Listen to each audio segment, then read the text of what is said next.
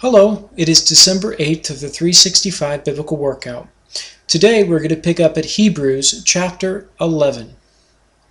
Now faith is the substance of things hoped for, the evidence of things not seen. For by it the elders obtained a good testimony. By faith we understand that the worlds were framed by the word of God, so that the things which are seen were not made of things which are visible. By faith Abel offered to God a more excellent sacrifice than Cain, through which he obtained witness that he was righteous, God testifying of his gifts, and through it he, being dead, still speaks. By faith Enoch was taken away, so that he did not see death. He was not found, because God had taken him. For before he was taken he had this testimony, that he pleased God.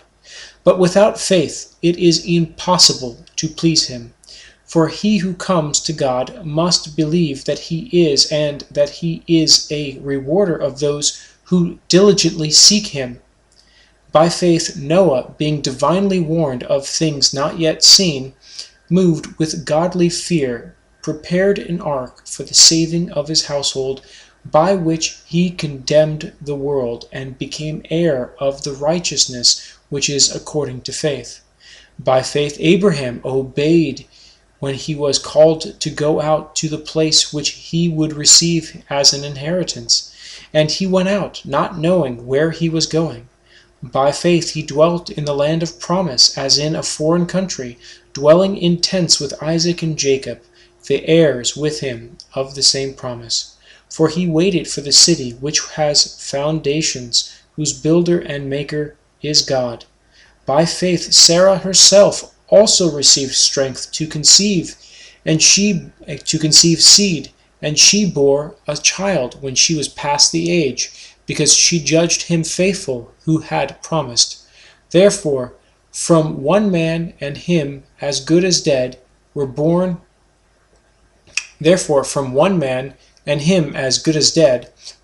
as many as the stars of the sky, in multitude, innumerable as the sand which is by the seashore. These all died in faith, not having received the promises, but having seen them afar off, were assured of them, embraced them, and confessed that they were strangers and pilgrims on the earth. For those who say such things declare plainly that they seek a homeland.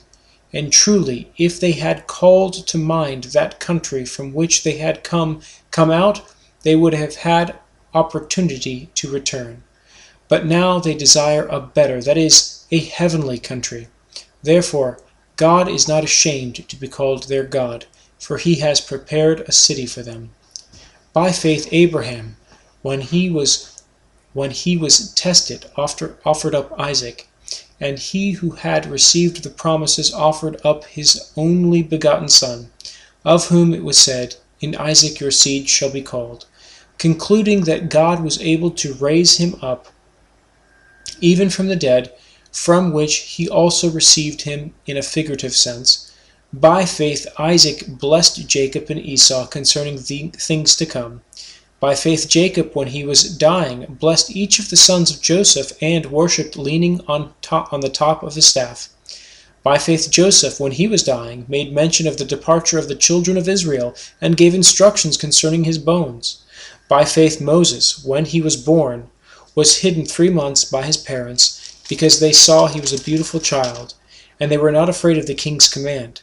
By faith Moses, when he became of age, refused to be called the son of Pharaoh's daughter, choosing rather to suffer affliction with the people of God than to enjoy the passing pleasures of sin, esteeming the reproach of Christ greater riches than the treasures in Egypt, for he looked to the reward.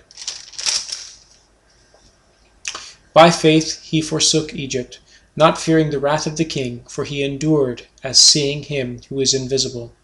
By faith he kept the Passover, and the sprinkling of blood, lest he who destroyed the firstborn should touch him.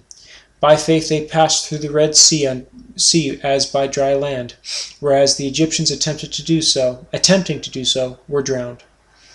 By faith the walls of Jericho fell down after they were encircled for 7 days. By faith the harlot Rahab did not perish with those who did not believe, when she had received the spies with her peace. And what more shall I say?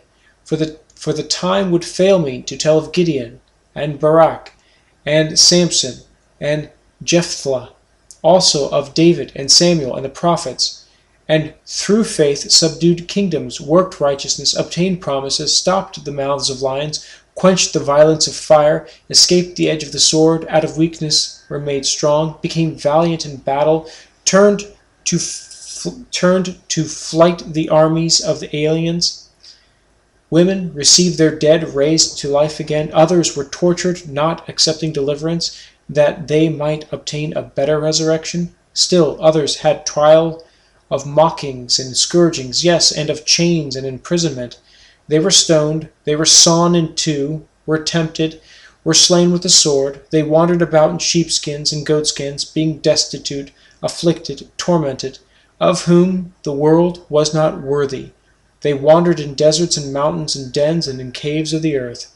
And all these, having obtained a good testimony through faith, did not receive the promise, God having provided something better for us, that they should not be made perfect apart from us. Okay, we're going to end there, and tomorrow we'll pick up at chapter 12. Keep up the good work.